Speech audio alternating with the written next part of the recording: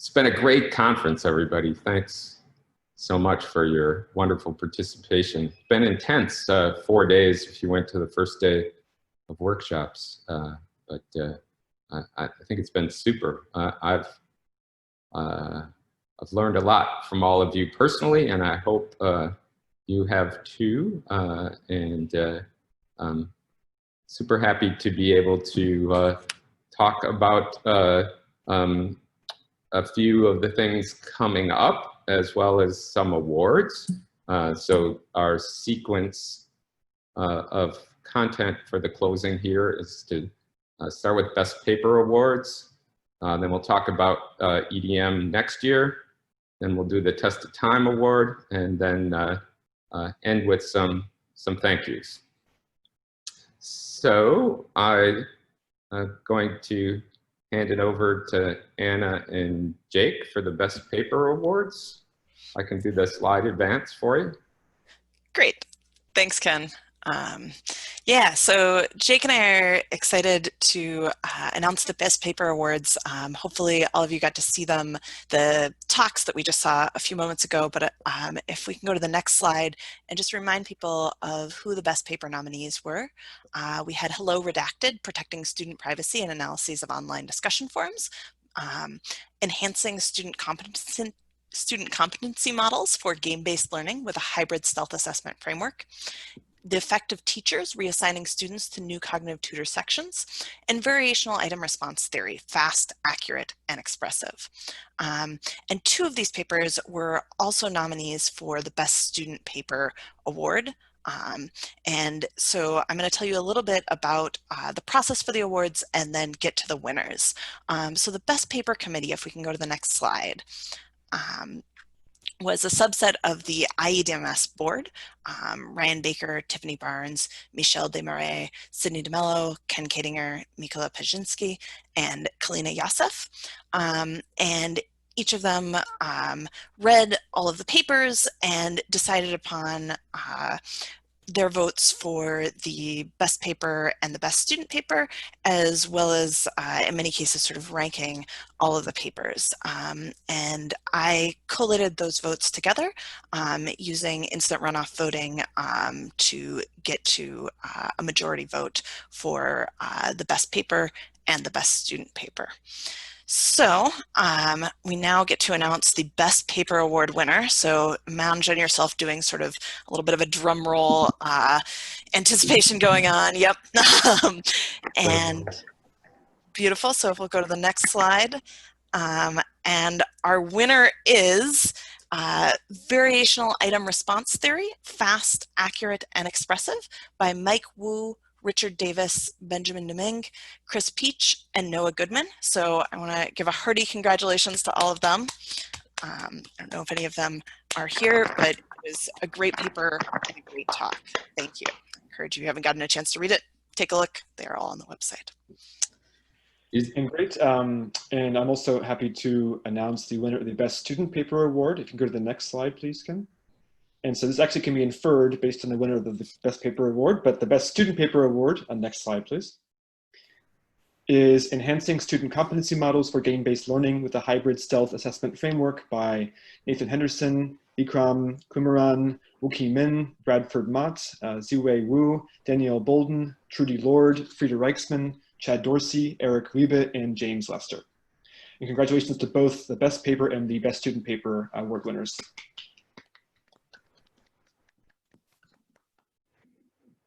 Usually we'd have them come up on stage to get their award.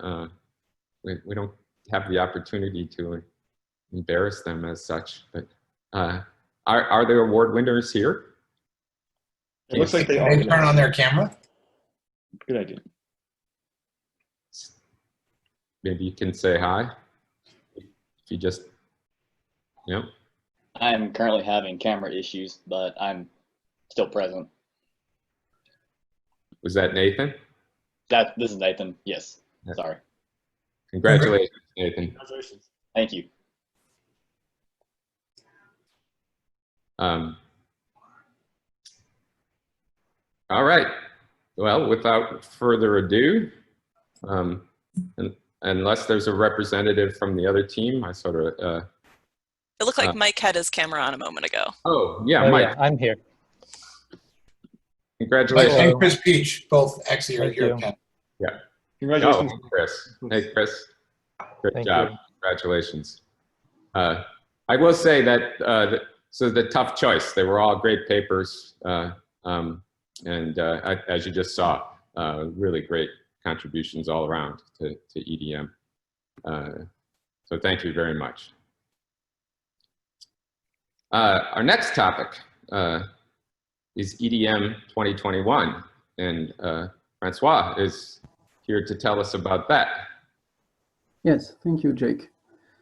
So it is indeed with great pleasure that I can announce you can move on to the next one, I think, that the next edition of the Educational Data Mining Conference, EDM 2021, will be on Zoom again.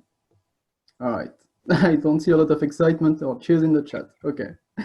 So although it is a possibility that we will take into account because we don't know what the future holds, and we saw that Violeta, Cristobal, Anna, and Jake have managed to do an amazing job to recreate the conference experience this year, let's maybe keep this as a plan B only and hope for the best. All right, so let's do it again then. If all goes well, EDM 2021 will therefore be in, again, Paris. All right. Hey. So this is the moment when I have to tell you a bit about the hosting city, right?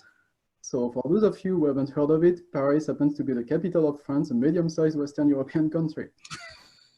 Paris may seem like an odd choice to some of you, but just so you know, the International Olympic Committee has been inspired by the bold decision of the board of the International Educational Data Mining Society and will also be hosting the Games in Paris, but only in 3 years, in 2024.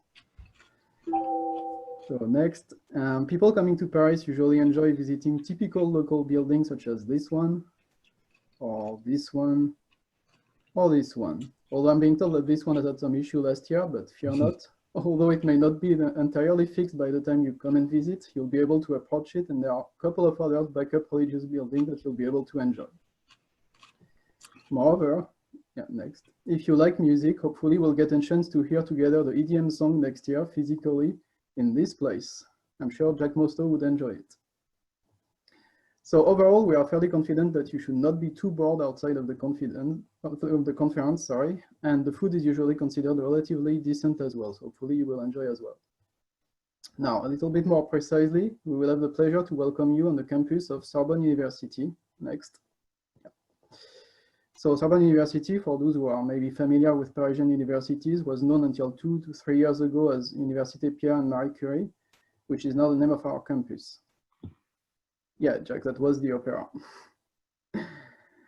As you can see, it is located in the heart of Paris, which may prove convenient if you are planning on taking a lunch break outside in order to do some sightseeing. So this is really like 10 minutes away from Notre Dame. The conference sessions themselves will be happening in the recently created International Sorbonne University Conference Center, which you can see on the next slide. Yeah. And so it includes in particular, what you see there is the amphitheater, which can host up to 485 persons, because we noticed the current growth of the EDM community and we want to be already prepared to welcome all of you next year. So I think with that amount, we will be fine. Finally, you may wonder when all of this is going to happen. So conveniently, for those of you who are maybe planning to attend to other conferences, EDM will be taking place between June 29th and July 2nd. It will be 2 weeks after AIED. So for those of you who missed the news, maybe AIED is taking place in Utrecht in the Netherlands, which is not too far from Paris. It takes only 3 hours and a half to go directly from Utrecht to Paris by high-speed train. Moreover, I've been told that there will be a couple of other major conferences, which are the TBA there, that will be announced and that may take place in the same area. So if you are, I won't spoil anything, but let's just say that if you want to keep your carbon impact under control and have been planning for some trip to the European Union, next June might be a good time for you to do it. And EDM will be a great way to conclude your time here with a high note. So again, we are looking forward to welcome you at EDM in Paris next year, hopefully in Paris and not on Zoom. And I'll let Ken conclude the closing ceremony. Great, thank you, Francois. Yeah, we had some discussion about whether we will, even if we can go to Paris, whether we might like to do a hybrid approach, and we'll continue to discuss that possibility as we think towards next year. Certainly, we saw some advantages for some folks participated that wouldn't have attended otherwise. So our next topic is the Test of Time Award. We heard earlier today the award-winning talk from the 2019 awardees, Ryan Baker and Kalina Youssef. Today we're awarding the 2020 award, which will be presented at 2021 conference. The chair of the selection committee this year was Manolis, and Manolis, Hi. let you take over to tell us about the award and the award winner. Yeah, hi everyone. Thanks for this. So maybe if we move to the, this slide is fine.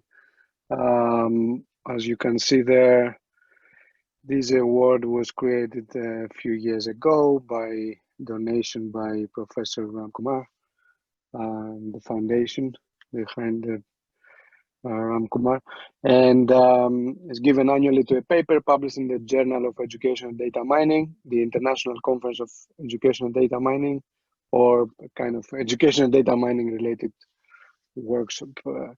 So papers must have been published 8 years prior to receiving the award, and the idea is that the paper stands the test of time, as kind of broadly defined. More specifically, sort of a paper that has strong influence in either in education data mining, kind of through citations and so on, or more particularly in educational practice, kind of more broadly. And so this year, if we can move to the next slide. Yes. That Yeah, one. sorry.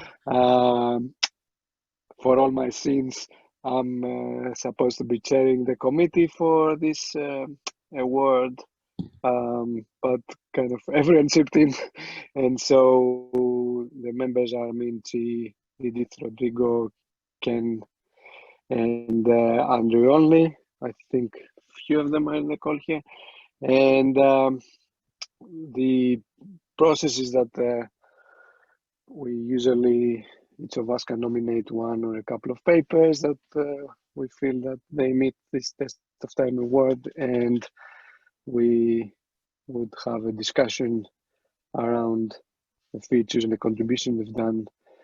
And this year in particular, no, every year we follow a ranking-based vote procedure. So I am delighted to announce this year award. So if we were in a physical space, I guess we'll do a drum roll again. And I think the next slide is one drum roll, and the next slide is another one, I hope.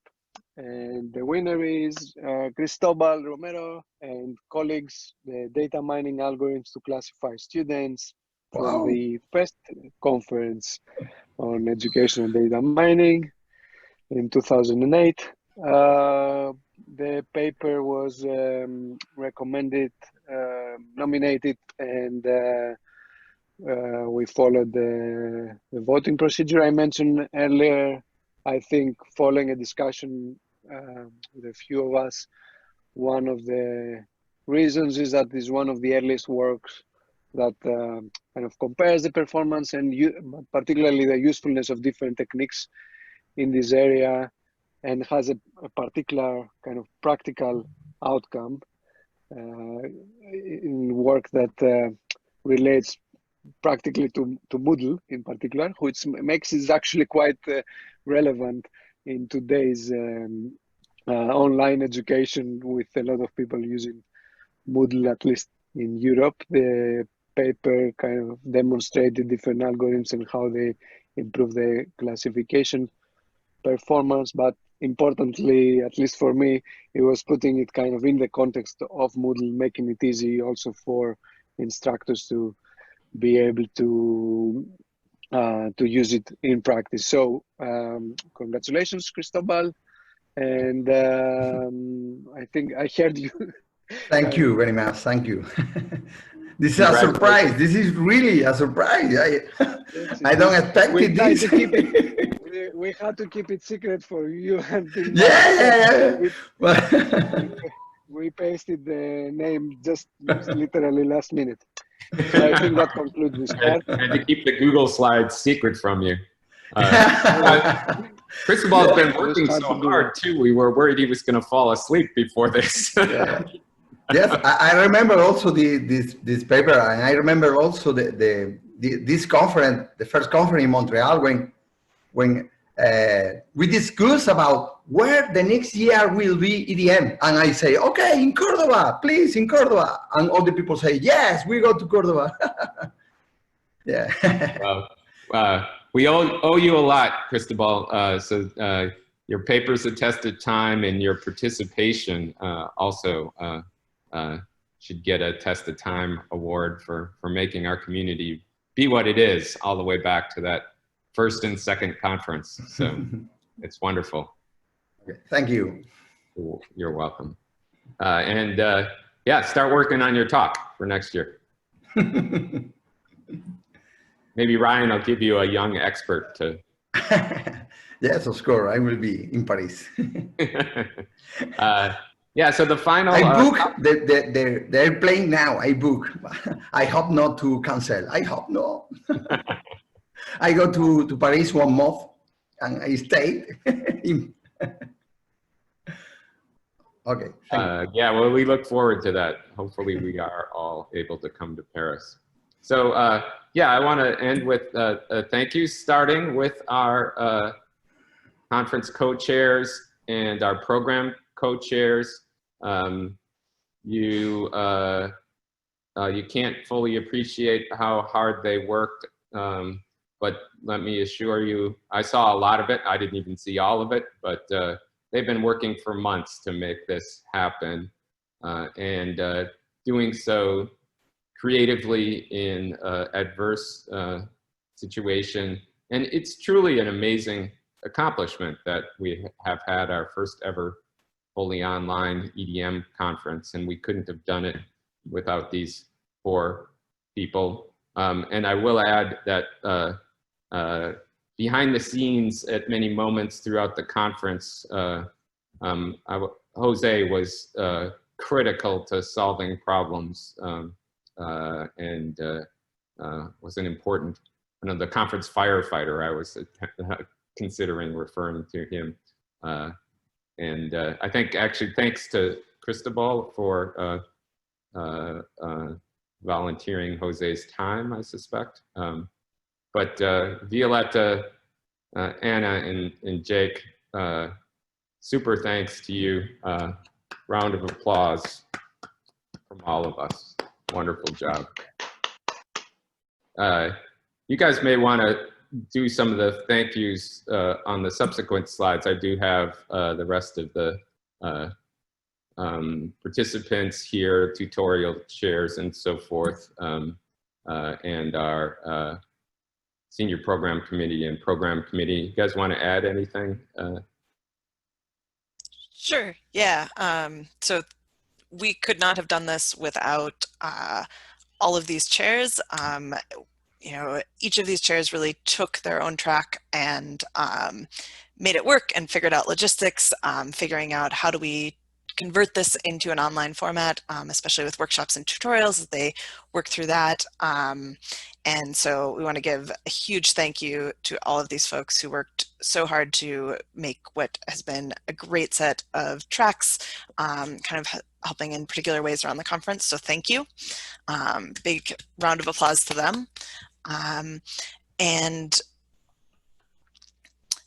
also a huge thank you to the program committee that you know, this was at a particularly difficult time in March and April when lots of people were facing huge disruption to their lives, and you know, this is amazing work that the senior program committee and the program committee did, and we had a number of emergency reviewers who either were originally slated to review for the conference and on short notice took on one or more additional reviews, as well as emergency reviewers who were not originally reviewing for the conference, and perhaps with a nudge from an advisor or someone else they knew in the committee were willing to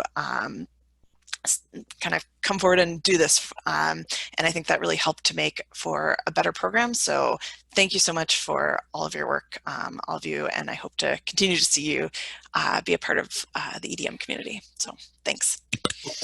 And thank you very much to all the volunteer session chairs who helped to provide the intellectual glue within each session. You all did a great job. I really appreciate your time in such a short notice as well. Thank you, Jake and Anna and Cristobal and Violetta. And thanks to all of you. It's, as I said in the beginning, it's been a really great conference. We've had a record number of registrations to the conference. I haven't heard an accounting of actual attendance, but I was quite impressed as I went occasionally from room to room to see how full and active they were. Also very impressed to see lots of new folks here at EDM, and even though we weren't together, got a chance to meet a number of you, and a number of you represent bridges to new communities, new countries, new research areas, and that's been really great. It's also been great that we've had more opportunities to see the talks because they were recorded, and you can still see the talks because they're recorded. And I think that's super for the field. I know that a number of folks, you know, for time zone reasons or otherwise, weren't always able to see them when we presented them, but did look at them at other times.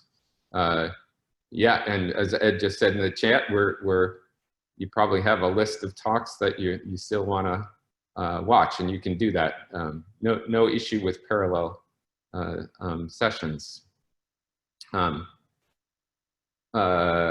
Zoom links from the WUVA schedule, yeah, well, it won't be to Zoom, it's to the recorded talk directly. We'll have those up within a couple of days on the EDM 2020 webpage. Beside each paper, a link to the self-uploaded YouTube link. Oh, that's great. Oh, and thanks as well. Yes, and also the EDM YouTube channel is online. So yes, Anna just posted that as well. Thanks. Oh, and I also wanted to mention thanks to Cristobal for thinking hard in this new context about registration costs. Registration was quite rationally much lower than it has been historically. I guess the sad outcome of that is we didn't get to eat Moroccan food, but I think the happy outcome is that that was a big contributor to our record number of registrations. There was lots of great conversations. The chat was wonderful. There was also great talk and well managed by all our volunteers for the sessions, the Q&A in between. And great to have the coffee breaks that Anna and Jake organized. It worked quite well. I think we learned some lessons about how to run breakouts and so forth. Amazingly, you guys replicated what's so important about conferences. Often, in addition to the talks, is an opportunity for people to have spontaneous discussions, and I thought that went quite well. So lastly, thanks all of you for your active participation.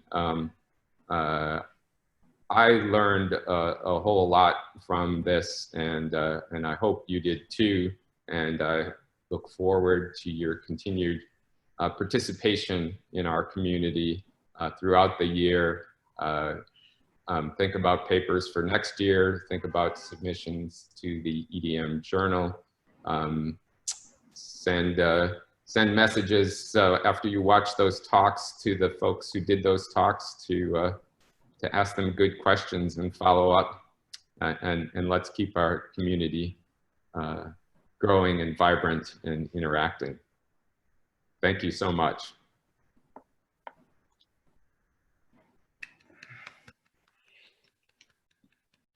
So I do not have any more to say here. Oh, Anna said that 353 is our total registration count. Is that right, Anna? Or was that participation count? I believe 353 is the number of registrants, although Cristobal can correct me if I'm wrong. Yes, yes. Yeah, great. Are there any questions about the EDM community, society, or conference that anybody would like to ask? Happy to engage in any conversation or any suggestions around that. I guess just one comment. So whoever becomes next year's program co-chairs, I think Anna and I both will be happy to talk with them about what we learned from the process. Yes, there is conversation about that, and thank you very much about who may be in such a role next year. What was your phrase, Manolis? Do we still have Manolis? I know he was juggling childcare. I think while he was speaking with us, his kids were watching. Here, yes. Hi. Oh, you are here, yeah. The TV does award wonders. for your sins is to get to do more things like program chair. Yes, yes.